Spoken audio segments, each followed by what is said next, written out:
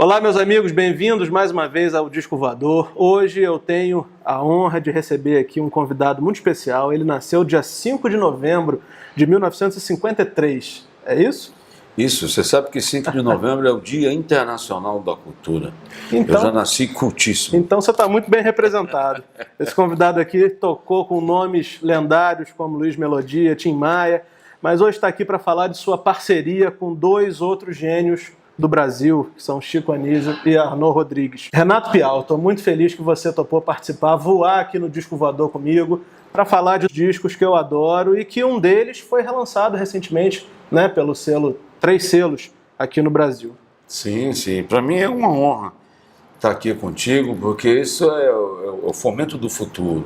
São os podcasts, as entrevistas, você está em tempo real, abrangendo todo o planeta, né? Você, quando joga uma coisa na internet, ela não vai só para os seus amigos, para quem o conhece, vai para o mundo inteiro. Basta você mandar o link que as pessoas acessam em qualquer lugar. Verdade. Renato, a primeira pergunta que eu sempre faço é a seguinte: você se lembra quais foram os primeiros discos que você se apaixonou na vida? Lembro, sim. Lembro com grande clareza e precisão. Um deles foi do meu querido amigo Tim Maia.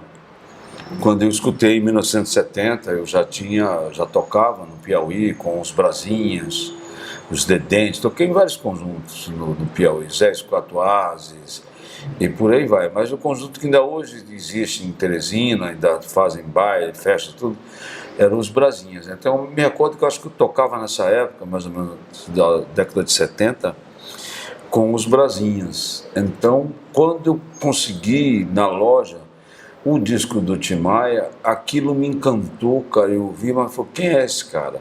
Naturalmente, eu como guitarrista também me encantei com aquele disco do Jimi Hendrix. Sim. Que eu já tinha visto falar do Jimi Hendrix, que era um guitarrista que tocava com os dentes. E uma vez, em Parnaíba, tudo isso ainda em Teresina, eu encontrei numa loja, Jimi Hendrix, esse disco, eu não queria nem ouvir aquele negócio. Às vezes deixava a gente ouvir as faixas. Uhum. Eu comprei o disco e me encantei também. Alguns discos que chegaram assim, de surpresa, que não estavam no meu hall de acesso ou de conhecimento, porque Teresina era muito longe, era um disco do Led Zeppelin, eu achei bem legal, Creedence Clearwater Revival, eu achei bem legal. Além de eu escutar na década de 70 o programa do Barros de Alencar, na Vitrola, eu escutava Santos Dumont cantando Hello Mona Lisa, eu achava aquilo lindo, escutava várias coisas, Ed Carlo, Bob de Carlo, aquelas coisas, e o disco do Roberto Carlos também, o Quero que Vá Tudo pro Inferno, sim. Também foi um marco na minha 1965, né? Por aí. Quais foram as tuas atividades musicais até você encontrar Chico Anísio e Arnaud Rodrigues? Cara, eu já, na minha casa, era um lar inteiramente musical. Na minha família, o único que não tocava nada, embora os irmãos dele tocassem, era o meu pai. Meu pai era ourives e assobiava muito. Vivia cantando assim, gostava de música, mas não tocava nenhum instrumento. Ele assobiava. Mas a minha mãe é que me ensinou tudo. Minha mãe já tocava, cantava no coro da igreja. Os irmãos da minha mãe também tocavam. E minhas tias, irmãs do meu pai, eram grandes musicistas no Piauí. A tia Mundica, a tia Morena e a tia Maroca. A tia Mundica tocava todos os instrumentos, bandolim, órgão, contrabaixo. O que você desse na mão dela para tocar, ela tocava por música. E a tia Morena tocava violino, era especialista em violino. Tinha até uma lenda que o violino da minha tia Morena era Stradivarius. Lógico que não era Stradivarius. A gente achava aquilo lindo, que era Stradivarius. E a tia Maroca também não tocava nada. Mas a tia Maroca, que era mais velha, foi a responsável por todo mundo tocar nessa família. Sim. Porque ela casou com um maestro chamado Raimundo Eulálio, que era um maestro de música, que ensinou a todas as irmãs das minhas tias, menos a mulher dele, né? Como é Casa de Ferreira, Espeto de Pau, né? E aí eu já tinha essa alegria assim por música, né? Eu me profissionalizei ainda no Piauí. E como você conheceu o Chico Anísio e o Arnaud? Como que eles entraram na sua vida? Bicho, eu era apaixonado pelo programa do Chico Anísio, o Chico City. Tinha um personagem do Carlos Leite, que era o Beleza. Gostava muito do docinho de coco, docinho de limão, assim, eu achava beleza. sensacional. O meu programa, às quartas-feiras, eu achava o Pantaleão bem parecido com um tio meu, uma pessoa com aquele, mentira, com aquele olho. Eu achava tudo aquilo me remetia ao Nordeste, até a cidade, Chico City, ai égua, aquelas expressões que só existiam, principalmente na época, no Nordeste. Então, nessa época, ainda existiam muitas lojas de disco. Sim. Aqui no Rio de Janeiro, principalmente. Tempo bom, né? E aí eu entrava na loja de disco e via os discos, as Zambuja e companhia, via assim, as capas do disco e olhava para o Arnaud. O Arnaud me parecia uma figura, um irmão, uma figura que acabou se tornando de verdade.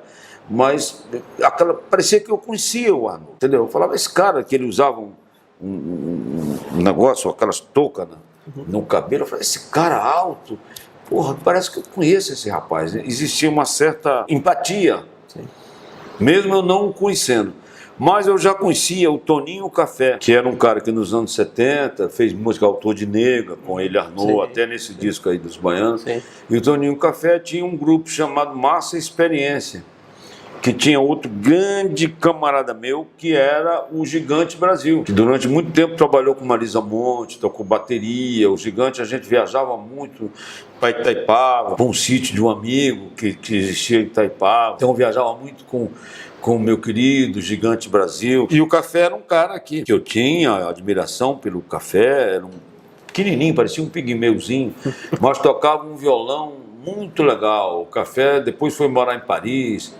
Até a música uma música nossa, minha do Arnaud, que chama-se Catira, que fala assim, o café que já é pó, o que é que vai virar? Isso aí foi uma brincadeira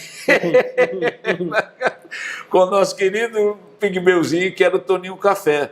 Então, eu já conhecia o Café, e já tinha existido aqui no Rio de Janeiro, porque eu cheguei aqui no dia 3 de março de 1971.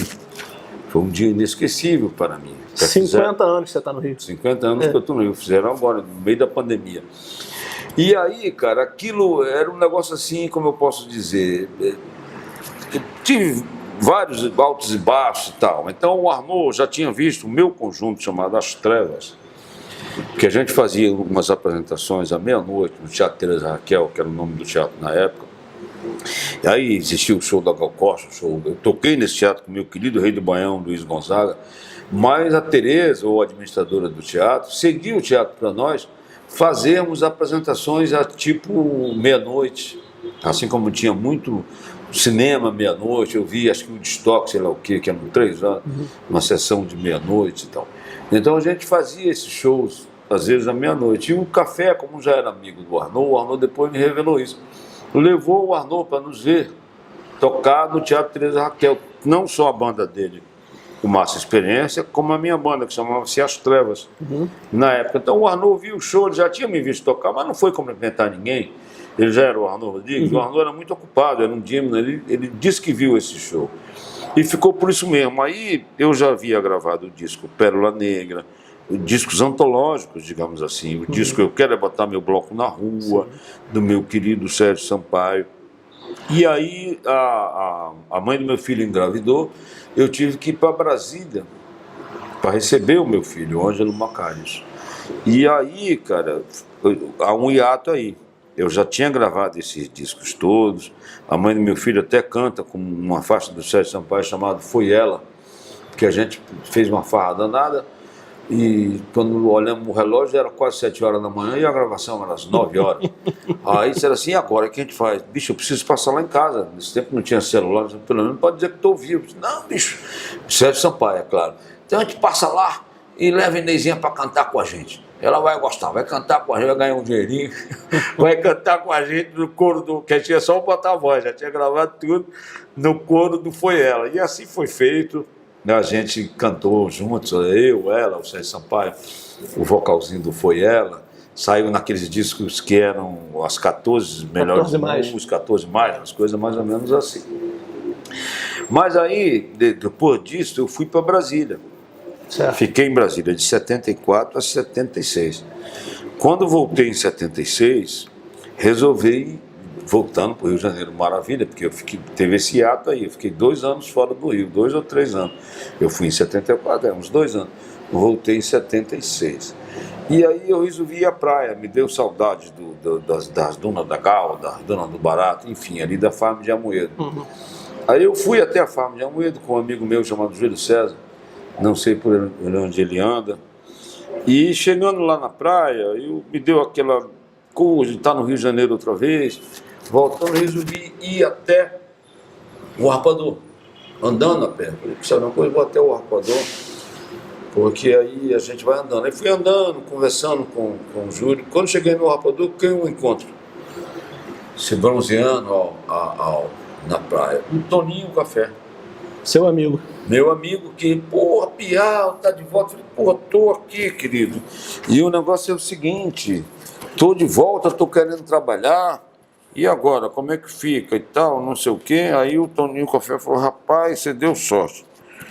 Porque é o seguinte, um rapaz chamado Fernando Carvalho, que era o guitarrista do Baianos Novos Caetano, que já aparecia nos programas do Chicanismo, tocando guitarra, lá com o Baiano e os Novos Caetano, ganhou uma bolsa para estudar em Berklee School, em Boston.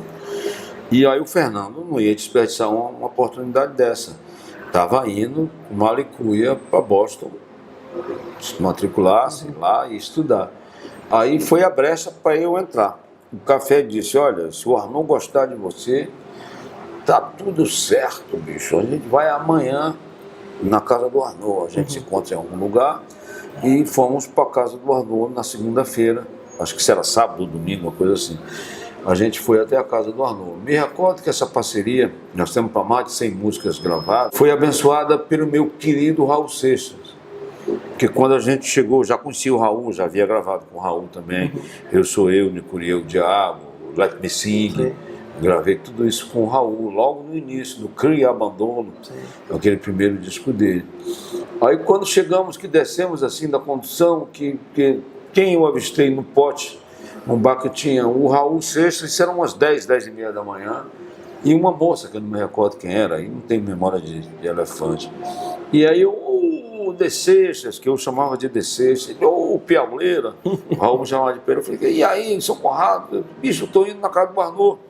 Na casa do Arnon Rodrigues, vou conhecer o Arnon, vou fazer uma coisa lá com ele.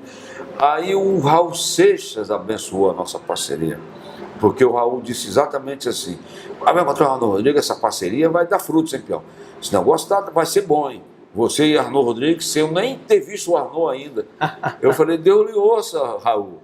E me despedi do Raul e fui para a casa do Arnon. Quando chego lá, encontro o Arnon, na sua turma, e tal, e daí em diante, nosso primeiro encontro foi desse jeito. O Arnon me viu tocar e tal, e aí me contratou para ser professor de violão dele. Eu falei, cara, mas eu não sou professor, não dou aula de violão, né?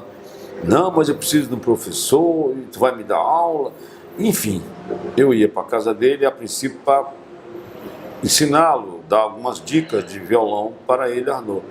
Mas acabou que a gente desenvolveu uma parceria, e o Arnon, quando trabalhava, ficava tudo em silêncio, porque ele precisava de silêncio para exercer a função dele de redator e criar os personagens do Chico e tal, e tal, e tal, e tal.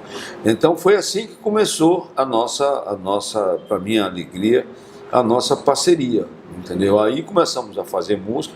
A primeira, justamente, o que nós gravamos é o 1968, que está no som do Paulinho, e daí em diante foi uma parceria bem fashion. Eu tenho com o Arnon para mais de entre 90 e 110 músicas gravadas. Caramba. Mas você chegou a tocar nesse disco aqui? Não, nesse disco eu não toquei. Esse disco, quem toca, quem faz as guitarras aí, eu não sei se tem a ficha técnica, mas quem faz muita guitarra, viola e tudo, é meu mestre Zé Menezes. Sim, Zé Menezes. Zé Menezes. Isso aí foi o Bater Patu, sim. Meu querido Orlandinho. Isso aí eu já estava no Rio de Janeiro, eu não sei que ano é o lançamento desse disco. 74. Eu já morava aqui. Aliás, estava até em Brasília. Isso. Eu nem estava aqui no Rio. Então, em 76, que é quando você efetivamente passa a fazer parte da turma lá do Chico Anísio e do Arnon, o primeiro lançamento a seguir é esse, né? O Som do Paulinho. Som do Paulinho. Esse disco foi relançado agora recentemente e ele tem, na minha opinião, ele tem uma verdadeira salada que reúne doses de rock, samba, né? Tem soul, tem uma coisa assim mais regional, alguma coisa assim.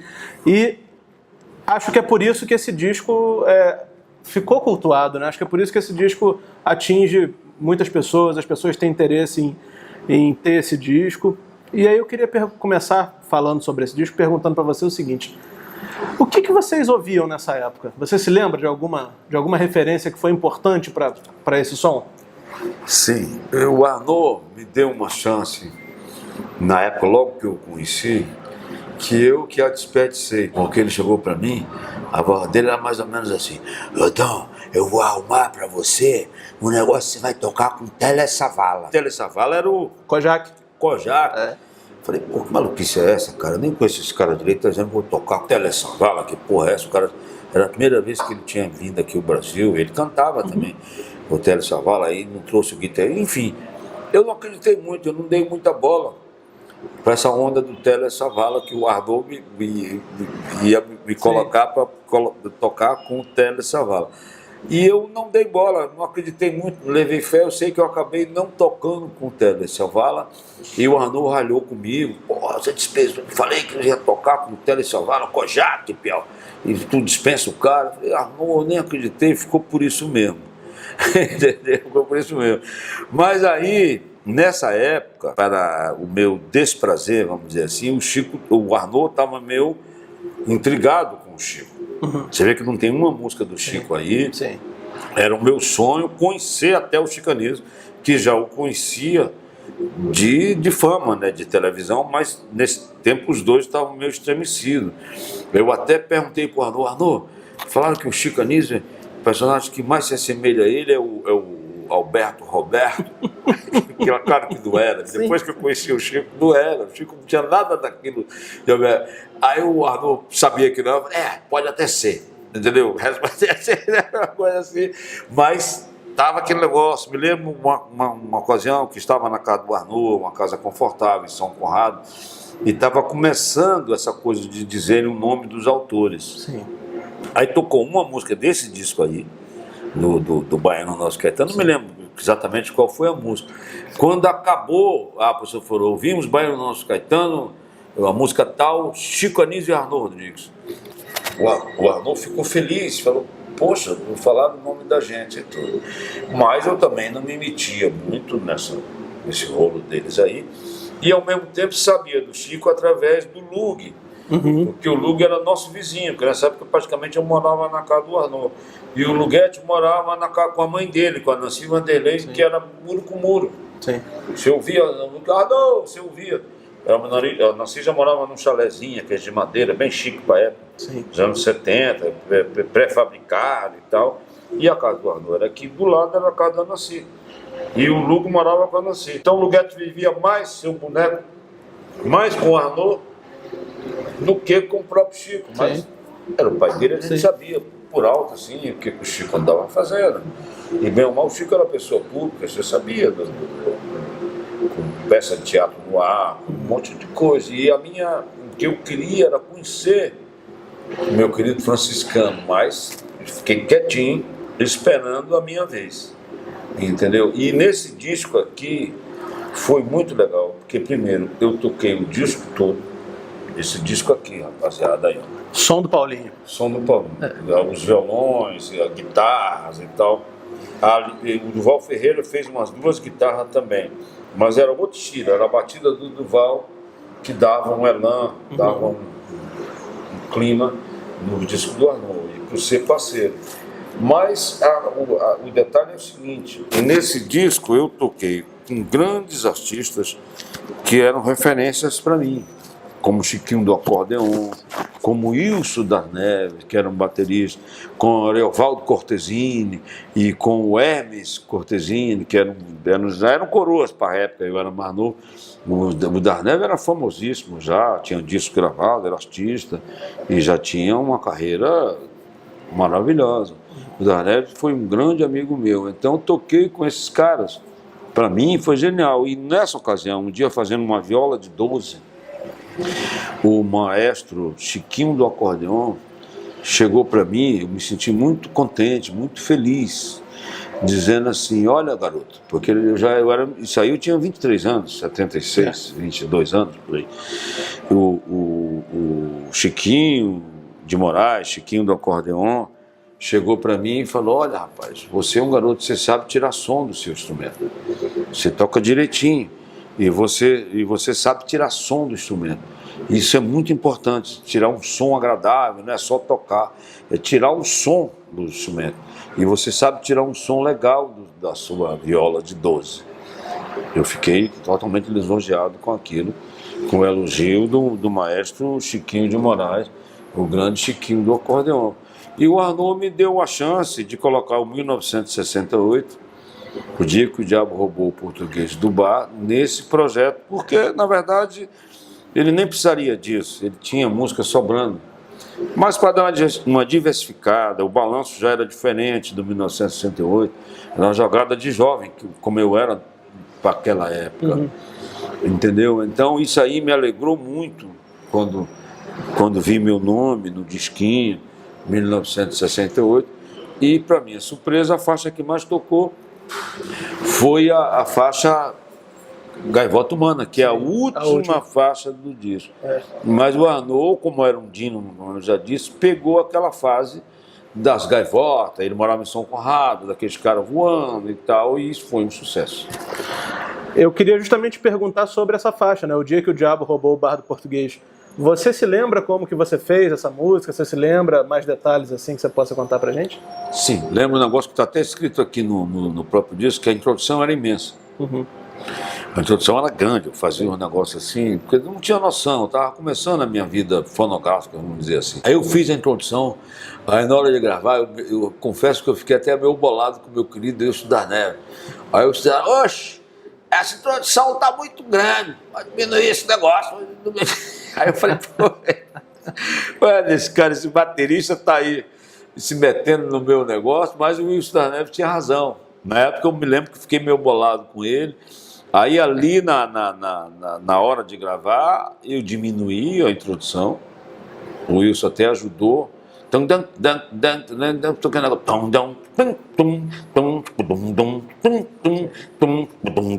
Toda essa linha do baixo, fui eu que dei.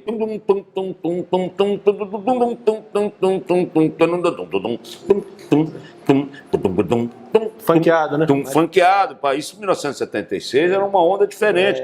O violão também, enfim, bacana. E acho que eu fiquei até meio brabo com o Darnell na gravação, que no final eu falei, eu toco violão, porra, aí faço um solinho lá de violão, um solinho de centro, que quando você ouve a música, tem lá um solinho, larguei a harmonia e fiz um solinho, e se me recordo bem, o Oberdan termina a música com um solinho de sax, e ficou uma gravação muito bacana. Muito bacana. Muito bacana. Daí em diante, o Arnaud começou a considerar mais o meu trabalho de musical, de entabular as músicas, vamos dizer assim, e ele colocar as letras. Às vezes até dava um ou outro pitaco em uma letra, mas só tem uma música, que é do Redescobrimento, que eu fiz uma parte da letra. O resto das canções, todas as letras do Arnaud e a música minha. Renato, uma outra música que eu queria falar é o 7 de 78. Nessa edição aqui tem um livro que conta algumas passagens, algumas histórias, né, até uma entrevista sua. Você lembra de uma história dessa música que envolve uma ida na casa da Eliana Pittman? Você estava com fome na hora do almoço, e aí tem uma passagem engraçada que você conta aqui. Você se lembra dessa passagem? Eu lembro muito bem, isso é indelével para mim.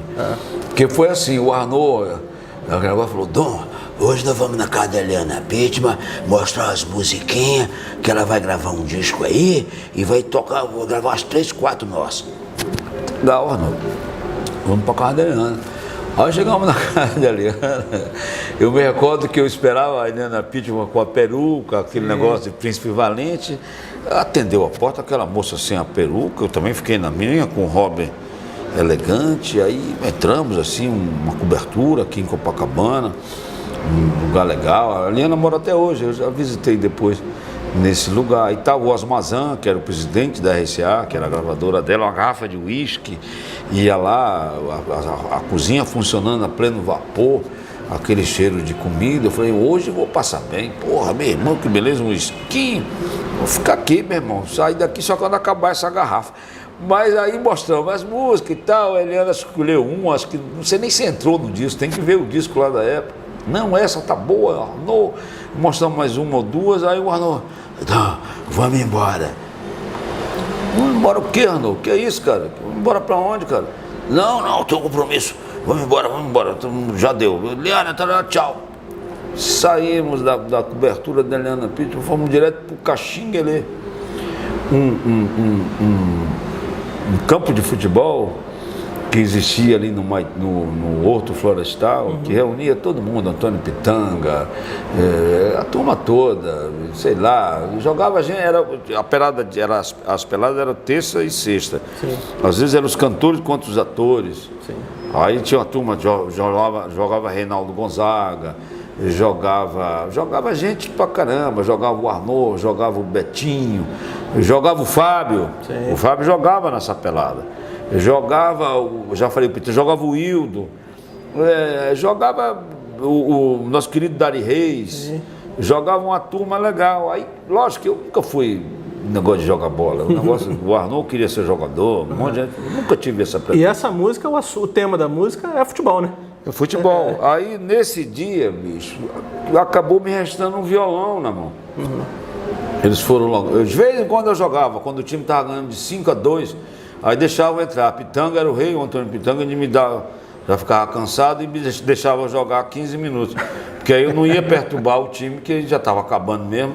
De vez em quando ainda fazia um gol, o Melodia era o rei, porque eu não jogava bem, então ninguém me marcava. Uhum. Eu ficava solto, então eu percebia isso e ia para perto da grande área, e Melodia, quando jogava lá de vez em quando, via que eu estava, vai, Netinho, e mandava a bola, e às vezes eu conseguia pegar e fazia o gol. Aí quando eu fazia o gol, em vez de eu abraçar meus colegas de time, eu ia abraçar o 3 com goma, que era o goleiro do negócio, que era o zabumbeiro do trio nordestino. Sim. Aí eu abraçava o goleiro, porque eu tinha deixado a bola entrar. Abraçava o goleiro do outro time. Do outro time, meu irmão. Aí, o filho da mãe queria ficar mais puto ainda, entendeu? Mas nesse dia foi ótimo, porque me sobrou o violão. E eu acabei fazendo Pais e Filho. Sim. Que é uma canção que o Arnaud nunca gravou. Uhum. Quem gravou foi o Tim Maia e o Arlindo Cruz regravou. Sim. Mas foi nesse dia que eu fiquei com o violão na mão, aí eu fiz a melodia do Pais e Filho, e nesse mesmo dia nós fomos para São Paulo. Eu nem sabia, eu fui mais de 10 ou 15 vezes com o Arnauzinho para São Paulo de trem. Então a gente pegava o trem lá na Leopoldina, sim, uma cabine só pra gente, tinha restaurante, a gente ia, jantava, não sei o que, depois voltávamos pra cabine e ficávamos tocando violão. Até dar um soninho, às vezes não dava nem sono, ficava acordado até chegar em São Paulo. E aí acabamos fazendo essa canção, Pais e Filho, como a gente disse, gravada pelo Tim Maia e pelo Arlindo Cruz. Tem uma outra faixa aqui nesse disco, que é Índio do Uruguai. Parece que teve um pedido engraçado que o Arnaud te fez, né? Um pedido, alguma coisa assim, só quero gotas, não pode chover. Como é que foi essa história? Eu cheguei para gravar, assim, acho que era uma gravação de 9 horas. E ele era o produtor dele mesmo. Então, mas ele mesmo produzia, sim, sim, tinha os técnicos, não tinha um produtor assim. Aí eu cheguei, acho que ele já tinha botado voz, eu ia colocar voz, já estava no finalzinho das coberturas do Índio do Uruguai. Uhum. Aí eu cheguei um pouquinho antes da gravação, aí ele chegou para mim e falou, não, hoje eu só quero gotas nessa música. Eu falei, mas não pode chover? Não, só gotinhas, uma guitarrinha bem gotas. Eu falei, cara, porra, que porra esse cara quer? Mas tudo bem, quer gota, vamos ver, não pode chover, né? Não pode. Só... Beleza, Arnaud. Aí enfim, o negócio,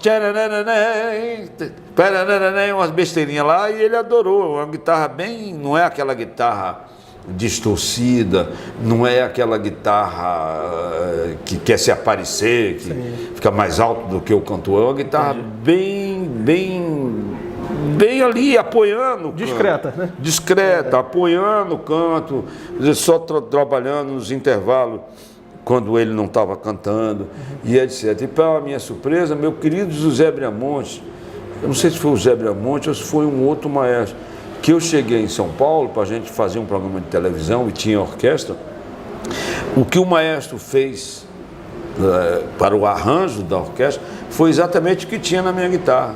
Eu conheci um velho índio do Uruguai, ele fez com as cordas todas as minhas frases.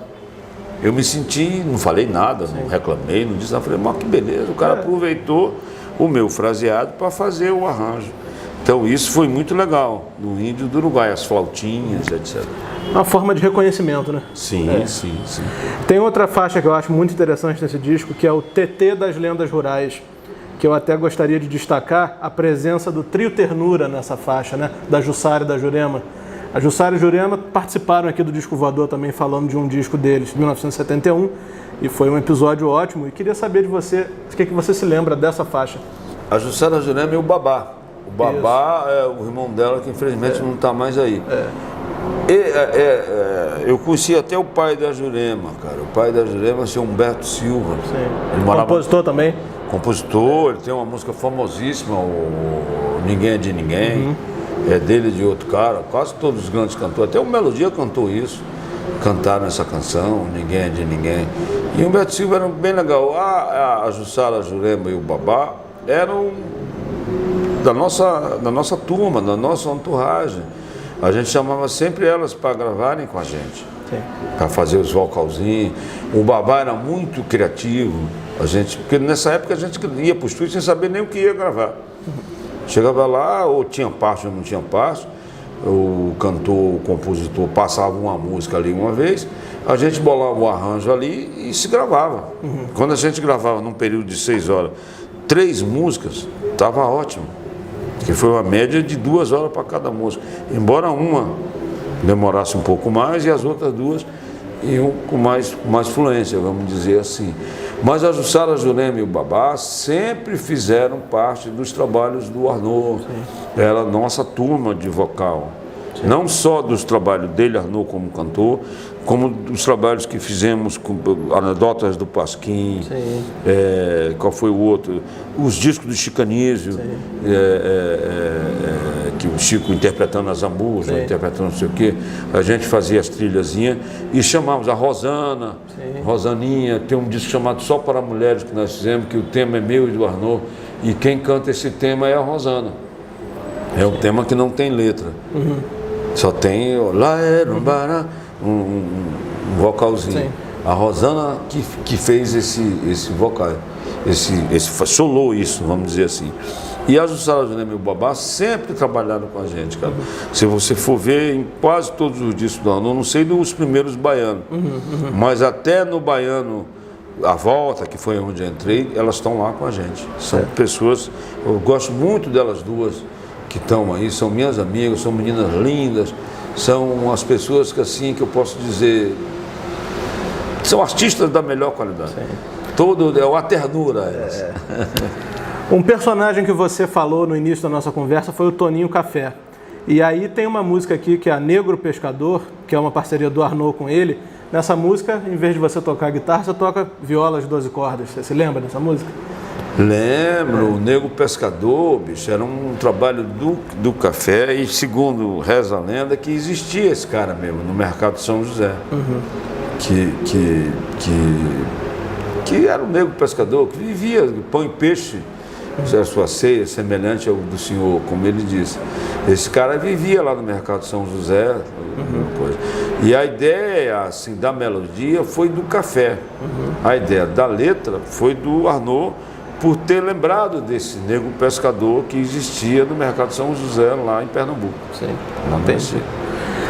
O disco se encerra com a Gaivota Humana, né? É a faixa mais forte do disco, é a minha preferida, eu adoro essa música. E também é a que teve maior execução nas rádios, né? Teve um sucesso, né? Essa música tocou bastante. Quais são as suas lembranças da gravação dessa faixa? O que você se lembra desse momento? Eu me lembro que o Duval Ferreira chegou para gravar. Na hora que a gente estava entrando, nós gravamos aqui em Copacabana, na RCA, que era uma galeria que tinha um corredor assim. Quando nós chegamos, a figura que a gente viu entrando na nossa frente foi o Durval, já com a guitarra na mão. Aí nós falamos, pô, o Durval vai tocar com a gente? O que o Durval vai fazer, cara? Acho que estava eu, o Café e o Ademir. Mas o Durval era amigão do Arnaud e sem o Durval, talvez a carreira do Arnaud não fosse tão extensa e tão prolixa, vamos dizer assim, porque o Durval era que ia com a gente lá para a fazenda do Arnaud. O Durval é que queria, que incentivava, que já produziu o primeiro baiano. O Durval foi um grande meu camarada. Ele sempre incentivou a minha parceria com o Arnaud. Eu cheguei aí para o sítio do Durval, como te disse, ele ia para a fazenda com a gente. Mas o Durval Ferreira já era diretor artístico, já tinha um nome. Já tinha o seu nome. Aí ficava aquele negócio, não, vai, bota o mano. Durval, botar a guitarra. E caralho, Durval vai botar a guitarra, vou tocar o quê, cara? Bem que tinha.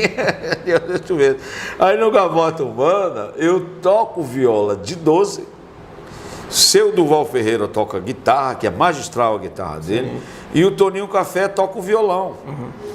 Então, quando nós passamos a música, como disse anteriormente, a gente ensaiava ali, dava 5, 6 passadas na música, o Arnaud fazia a voz guia da própria técnica, para a gente só ouvir aqui no fone, sim, e vamos gravar.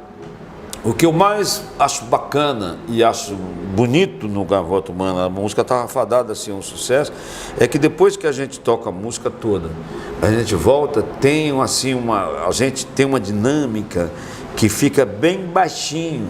Aquilo ali surgiu no estúdio por ideia de alguém, ou foi espontaneamente. Depois da convenção, pá, ba, ba, ba, pá, ba, ba, pá, ba, ba, e aí a gente foi abaixo, a gente naturalmente, tanto bateria, viola, guitarra, demos uma dinâmica que ficou bem baixinho para o Arnaud cantar, e aquilo suscitou no Arnaud que deveria ter som de mar, sim, de onda batendo. E ele, quando se marca com uma coisa, era louco. Eu sei que ele arrumou a tal... Os efeitos da onda do mar, não sei se na Globo, sei lá onde. Eu sei que ele arrumou. E aí ficou lindo, porque tem essa dinâmica que a gente abaixa naturalmente toda a base, e aí entra com o barulho das ondas, e foi genial. E a música tocou muito, a ponto do Tim Maia dizer assim, pô, Pierre, meu irmão, o Arnaud Rodrigues está fazendo sucesso agora, né, meu irmão?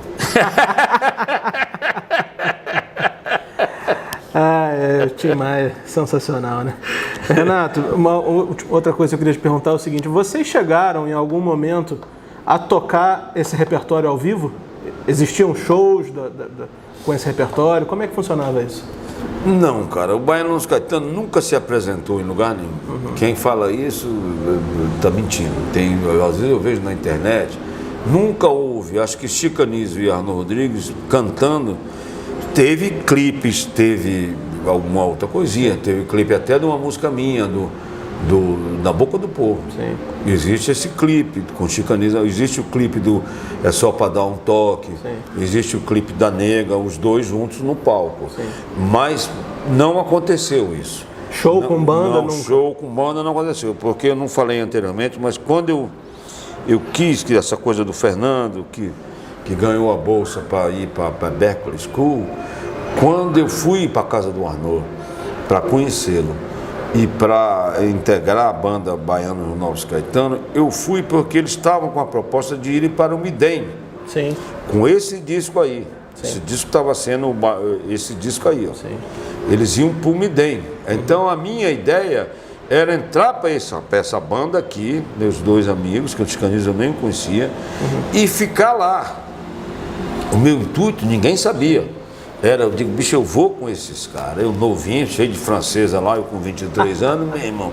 Eu falei, eu vou com esses caras para o Midem e vou ficar na França, meu irmão. Na minha cabeça, a passagem era só de ida. Mas no frigir dos ovos, o Chico Anísio não quis ir, tinha compromisso aqui com a televisão. O Arnaud me contaram que até queriam botar o Quinzinho, que era um rapaz que trabalhava com o Chico, que era meio parecido com o Chico. E tinha certas músicas, como nesse disco aí mesmo, Folia de Reis, o Chico não canta. Sim. Só quem cantava era o Arnaud. Então a gente pensou até nisso, quer dizer, o Arnaud pensou nisso. Não tinha nem autoridade na época para sugerir isso. Mas até isso foi pensado do Quinzinho ir disfarçado de baiano, porque já era disfarçado, e o Quinzinho ficar ali só na boca de peixe. Então ela falou, não faz boca de peixe não. Quando a gente ia cantar no vocal, o Ranulfo lá da terra falou, olha aí, tem gente fazendo boca de peixe aí. O que era boca de peixe só? Você não estava cantando, né?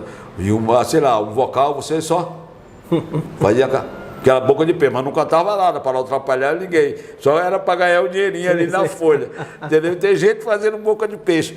E era assim, mas aí acabou que não deu certo, cara, e não foi ninguém para me dar, não teve nada. Mas não existia. O disco, Baiano Nosso Caetano fizeram 4 discos, mas nunca fizeram um show juntos. Entendi. O Arnaud tinha as atividades dele como redator, como ator e tal. Aí quando Arnaud estourou com Soró Sereno na novela Pou Pou, Beijo Beijo, Queijo Queijo, sei lá, aí sim ele se transformou, aí ele já era um cara conhecido, quem tinha uma certa intelectualidade e gostava de música, já conhecia seu Arnaud Rodrigues, já sabia quem ele era. Mas o Arnaud tomou realmente, ficou famoso no Brasil inteiro a partir do Soró Sereno. Mamãe Donana, não sei o que, aquela onda. Aí chegava no lugar, a gente viajava, aí sim nós começamos a fazer show. Então esse repertório aí já estava um pouco Antigo. Uma ou outra música, como o Índio do Uruguai, como até o Gaivota Humana, porque era sucesso, a gente ainda tocava, mas tocava mais coisas da época. Ele adorava, eu abria o show dele com o tema do Globo Repórter. É mesmo?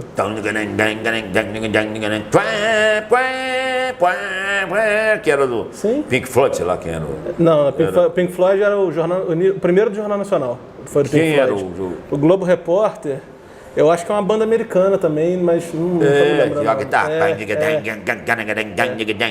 Então a abertura do show do Soró era isso. O Arnaud fazia questão de que eu tocasse esse negócio para ele entrar. E me lembro uma vez também que ele descolava as coisas. Pô, ele fez um esforço danado, pediu as lâmpadas, que já estava o Roberto Carlos já com um show de luzes, estava começando esse negócio do show de luzes no Brasil e tal. Aí o Arnaud conseguiu umas lâmpadas de LED, sei lá de que, naquela época, 1976, 77, para a gente levar para um show que íamos fazer na terra dele, lá em Recife, sei lá. Em Pernambuco. Quando chegamos lá, bicho, que ligamos as lâmpadas, caiu um disjuntor. A cidade não tinha, o lugar que a gente ia tocar não tinha. Ou ligava os instrumentos, ou ligava as lâmpadas. As lâmpadas não tinha. O transformador, sei lá o que era lá, não suportava aquela potência daquelas lâmpadas. Caramba. Então a gente teve que desligar e não usarmos as lâmpadas que o Arnaud com tanto custo arrumou. Aí a partir daí eu viajei muito com o Dr. Arnaud Rodrigues. Sim. Tem até um fato interessante que o Júnior, o filho dele, sempre conta, que a gente chegou numa cidade e a cidade parecia que estava dormindo, que a gente fazia 3, 4 shows num dia. A gente ia, por exemplo, a gente pegava um avião, íamos até Vitória, chegava em Vitória, a gente pegava um carro, ia para Teixeira de Freitas e fazíamos o primeiro show, exemplo, em Teixeira de Freitas, isso já 7 horas da noite, ao chegar, tomava banho era tudo cinema. Sim. O cinema já meio desativado naquela época mesmo, aí a gente tocava nos cinemas. E aí, entendeu, ia para outra cidade, aí o terceiro show, que era 11h30, ou já meio madrugada, meio quase no outro dia, era o lugar onde nós dormíamos. Entendi. Aí a gente ficava no hotel, dormia ali, e no outro dia pegava o carro e ia para outra cidade. E um belo dia, o Júnior sempre lembra isso, o Arnaud Rodrigues Júnior. A gente chegou numa cidade, eles ainda bem novinhos, o Arnaud Rodrigues Júnior devia ter uns 15 anos, 16 anos, ainda um menino. E parecia que a cidade estava dormindo, cara. Não tinha ninguém, você não via uma viva alma na cidade. Eu falei, cara, acho que nem adianta a gente ir para esse ginásio, porque porra, não vai ter ninguém lá, cara. A cidade está todo mundo dormindo. O show era tipo 9 horas, nós chegamos 11. Porra, já foi embora, 2 horas de atraso. Bicho, quando nós chegamos no ginásio, a cidade era uma corroteirinha, porque estava todo mundo no ginásio. A população toda. Foi aquela alegria, bicho. Caramba. A cidade inteira, porque a cidade era pequena, no ginásio, para aplaudir o velho Arnaud. E o empresário da época era o Agnaldo Borges, não sei se anda por aí ainda o Agnaldo. O Agnaldo era danado, porque ele fazia aqueles lambe-lambe bem grandes e botava na cidade, diretamente da Rede Globo para esta cidade. Isso já chamava atenção, porque era um soró sereno e tal. E aí foi uma alegria. Pô, a cidade toda tá aqui, meu irmão, vamos logo tocar. Aí já entrava logo com plém, plém, plém, plém. Aí o Arnô entrava, contava piada. E muitas vezes ele me botava para fazer escada para ele. Negócio, que horas são? Não sei, porque meu relógio é mido. Mido? Um homem comido na hora certa é outra coisa. Umas besteiras assim. Ou, não, lá vem fulana. Aí eu tinha que fazer a escada. Aí falava, aí ele dizia assim, o cara é tão magro que se deita numa agulha e se cobre com a linha. E eu tinha que falar isso. Então me recordo também que eu não falei ainda sobre esse disco aqui, que o Arnô me botou para contracenar com ele já aqui. É mesmo. Se você for ver no som do Paulinho, a minha voz tímida, quando eu ouço, diga aí, Paulinho, entendeu? Eu fiz um chicanismo, quem sou eu? Que era mais ou menos ele se travestiu de chicanismo e eu me travesti de Paulinho. Sim. Porque nesse disco eu tenho várias falas aqui, no som do Paulinho, tem um fala no Ceguinho. Sim. Aí, Paulinho, eu acho que eu vou levar esse Ceguinho pra mim. Para com isso, Piau, para com isso. Aí, dou valor, você vê que a minha voz, eu não estava nem entendendo aquilo. Isso foi muito importante para mim, foi até bom ter falado nisso. Mas naquela época, eu me sentia assim, como assim, cara, esse cara tá me usando, assim, porra, eu não sou, como é que eu vou fazer isso? Você pode ver que eu timidamente, diga aí, Paulinho, não é como hoje, diga aí, Paulinho. Você vê que tá bem tímidozinho, aí, Paulinho, eu acho que eu vou levar esse Ceguinho pra mim, tem minhas falas lá, então já havia uma certa coisa do Arnô me colocar como ator, de contracenar com ele. Então nesses shows, às vezes tinha esses esquetes que eu falei aí para você. Eu tinha que responder alguma coisa durante o show, porque o show não era só música. Era música e piada. Existe alguma gravação de algum show dessa época? Cara, deve existir, viu, Ramonzinho? Eu acho que eu até tenho, porque eu encontrei muita coisa agora, até disponibilizei em cassete. É mesmo? Devido à pandemia. Porque eu nem usava mais cassete. Eu devo ter lá em casa, cara, sem exagero nenhum, uns 1000 cassetes. Eu não ouvi nem 100. Desse daí, muita coisa. Eu encontrei Saquarema, encontrei Na Boca do Povo, encontrei coisas do Melodia que eu nem lembrava que tinha, coisas do Tim Maia, porque eu fiquei isolado em casa. E aí peguei meu deck de gravador que eu tenho lá e comecei a ouvir as fitas, chorava quase todo dia, porque que maluquice, que loucura, como é que eu não... Porque a gente pegava as fitinhas para ouvir, né? Sim. Então eu acho que eu ainda vou encontrar tesouros assim muito legais. É verdade, entendeu? Com certeza. Do que eu tenho lá. É capaz de eu ter alguma coisa dessa em rolo. Sim. Só que eu não tenho mais gravador de rolo. Estou doido para comprar um gravador de rolo, aqueles de 4 pistas, e ouvir. Eu acho que eu tenho relíquias lá de Sérgio Sampaio, de Melodia, de Tim Maia, de Arnô, que aos poucos, se Deus quiser, eu vou pegando isso e ouvindo e ver o que dá para aproveitar. Para a gente encerrar, Renato, eu queria te fazer uma pergunta, mas antes acho que vale a pena a gente explicar para o pessoal que está assistindo a gente, é o seguinte. Por que é som do Paulinho? Porque Paulinho era o personagem do Arnô Rodrigues, né? Na dupla Baiano e os Novos Caetanos, era uma sátira aos Novos Baianos e o Caetano Veloso, né? Então Paulinho é uma sátira ao Paulinho Boca de Cantor, que é um dos membros dos Novos Baianos. Então Paulinho é o personagem que o Arnô Rodrigues fazia. A última pergunta que eu queria te fazer justamente é a seguinte: 45 anos depois, tá fazendo esse disco, né? 45 anos. A que você atribui, olhando assim em retrospecto, a que você atribui todo esse culto que ficou em cima desse disco? Por que você acha que esse disco é alvo de relançamentos, as pessoas querem ter esse disco? O que você acha que aconteceu? Nada mais do que o talento do Arnô.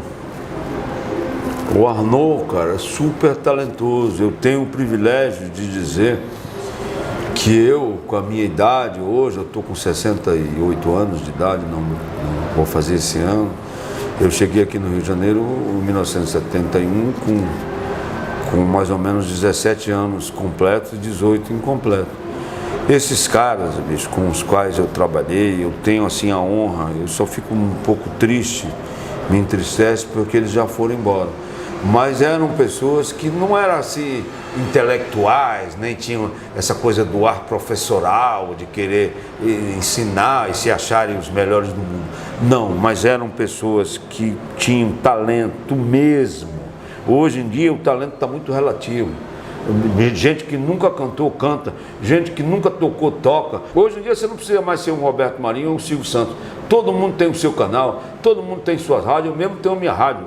Atenção para o comercial, www.guitarrabrasileira.com.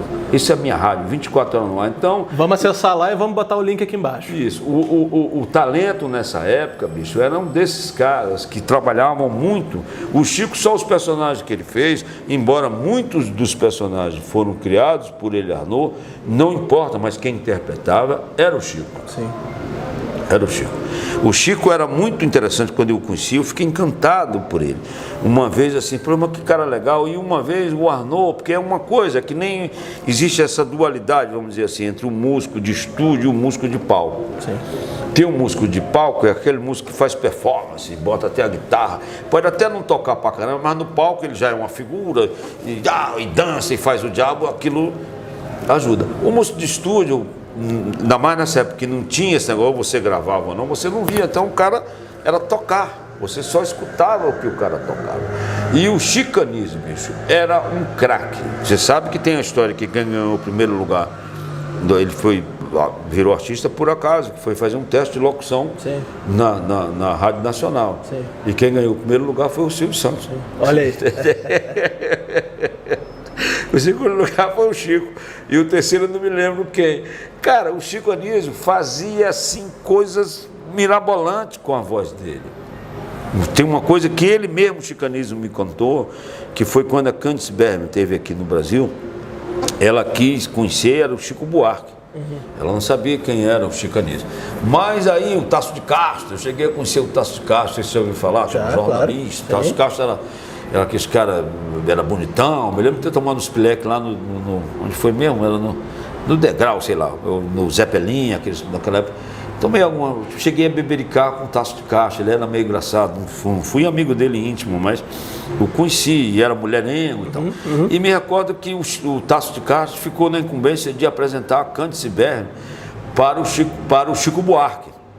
Aí acho que saíram para o Tasso de Castro apresentar a Candice Berman, o Chico Buarque, sei que foram parar num hotel aí, numa parada. O Tasso de Castro era bonitão e falava inglês e tal. E aí, na hora lá do lazer, ele ligou a televisão e estava passando o Chico Anísio, o programa do Chico.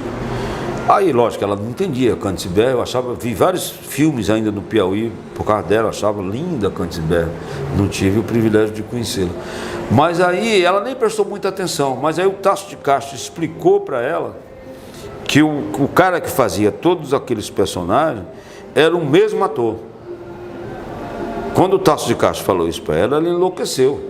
Falou, não acredito, mas a voz, lógico que ela via, ela não entendia, mas via que o cara mudava a voz, que o cara vestia de mulher e fazia a voz de mulher, Salomé. Ela ficou encantada. E ela deu uma entrevista lá na terra dela, não sei onde, na Europa, não sei qual é a nacionalidade dela, dizendo que o maior ator do mundo existia. Chamava-se Chico Anísio e morava no Brasil. Me recordo uma vez, cara, que nós passamos no Réveillon, na casa de Chico Anísio, lá em São Conrado. Nesse Réveillon estava o Fábio e a Leninha, estava eu e a Marinês, e o Chico e a namorada dele da época. Nesse Réveillon, cara, nós passamos na casa, acho que o Chico Anísio nos convidou, foi uma coisa bem íntima, não tinha muita gente não, só tinha gente, mas foi uma noite de Réveillon. O Arnaud Rodrigues foi muito mais engraçado do que o Chico, bicho. Entendeu? Ali, à vontade, não era num palco, sim, era ali na beira da piscina da casa do Chico, a gente bebericando uma coisinha. O Arnaud, a gente chorava de rir. As coisas do Arnaud, até o Chico, mas o Chico ria. O Arnaud, o Fábio pode confirmar. Sim. Foi assim um negócio maravilhoso. Quem ganhou a noite foi do Arnaud. Contando piada e fazendo trejeitos e fazendo personagem, o Chico ria, todo mundo ria. Foi uma noite assim maravilhosa. O Arnaud conseguiu ser muito mais engraçado do que o Chico Anísio. Então o Arnaud era, como eu te disse, o que tenho saudade, o que eu acho que representa muito esse disco, e pelas pessoas que estão ávidas por ele, é porque é o talento do Arnaud. O Arnaud tinha talento, ele sabia, ele não era um exímio violonista, ele tocava com aquele dedo aqui, mas era uma batida que quase não existe. E eu já de expertise, vamos dizer assim, eu fazia dessas músicas que eu fazia com ele, eu fazia umas músicas com as harmonias bem invocadas que era para ele não tocar mesmo. Sim. Entendeu? Porque aí ele não sabia tocar, então ele tinha que me levar nas reuniões da Globo. Eu não era contratado da Globo nem nada, mas eu tinha que ir. Me recordo que conhecia a Sandra Brea numa reunião dessa, que o Arnaud escrevia por Sandra e Miele, e nessa reunião estava Augusto César Vanucci, Miele, Ronaldo Boscoli, Arnaud Rodrigues, eu, Sandra Brea e mais um ou outro que eu não me recordo agora. E me recordo que a Sandra Brea foi um mulherão. Eu falei isso para ela, você estava nessa reunião, já no final, eu cheguei a frequentar a casa da Sandra, viramos grandes amigos, assim, porque ela namorou um funcionário meu, o Antônio Krishna, que era um cara que trabalhava comigo e trabalhou muito para mim, era um dos meus melhores amigos. E eu relembrei essa reunião, a Sandra falou, você estava nesse dia? Porque essa reunião foi justamente para leitura de texto. Sim. Para ver como seria, foi as minhas primeiras 2 músicas gravadas com o Arnaud. Eu não lembro de nenhuma, porque eu não pude ver o programa. Então eu fui justamente para mostrar as músicas. Aí quando houve a leitura de texto, o Ronaldo Bosco mostrou o texto dele, o Arnaud leu ali o texto dele, e o Vanucci lá sentado, que era o diretor. Quando acabou de ler o texto, a Sandra Brea, eu já achava ela linda, ela esculhambou geral. Eu falei, mas que mulher não, aquele monte de homem, tudo já meio famoso. E ela falou, esses textos estão uma porcaria, parece que vocês fizeram no ponto do ônibus, na coxa, eu não vou interpretar nada disso, tem que refazer tudo, botou para foder. O Miele ficou calado. O Miele ficou caladinho e aquela mulher ela levantou e botou todo mundo no seu lugar e tiveram que refazer o texto. Caramba! E as únicas coisas que prestou nesse dia foram as 2 músicas que ela cantou. Só que nesse dia que o programa foi pro ar, ela cantou as 2 músicas. Sim. Só se tiver aí na Globo, teve aquele incêndio, não sei se ainda tem. Eu não pude ver, porque ainda não tinha o videotape para poder gravar, porque eu estava trabalhando na mesma hora. O programa era Sandra e Miele. Então eu já fazia esse tipo de coisa, tentava fazer uns acordes diferentes, umas batidas mais grandes, que era pôr o Arnaud não tocar, precisar de mim. Então onde ele ia, que tinha nossas músicas, ele tinha que me levar, porque ele não tocava a porra da música. Já era uma... Malandro. Malandro é o gato, entendeu? Que não ensinou todos os pulos para onça. Não é aquele negócio, você vai, mas chega numa certa hora, você, opa! Você tem que ter aquela... É verdade. Entendeu? Então foi isso que aconteceu, Romãozinho. Tá certo. Renato, é um prazer enorme ter tido você aqui no Disco Voador comigo. Estou muito feliz, espero que você tenha gostado também. Adorei. E que a gente possa trocar mais ideia no futuro. E vamos colocar isso na Rádio Guitarra Brasileira, vai passar lá também como podcast, etc. E vamos ver se a gente desenvolve boas parcerias, porque o Brasil está precisando de mais cultura. A gente não tem nenhum prêmio Nobel. Bicho. É isso aí. A Argentina tem e a gente não tem. Temos o Pelé. Assim como temos Piau também, como temos Arnaud, como temos Ramon. Mas um prêmio Nobel a gente não tem. Marito, acabou, Mário. Ai. Pronto. Obrigado, Ramon.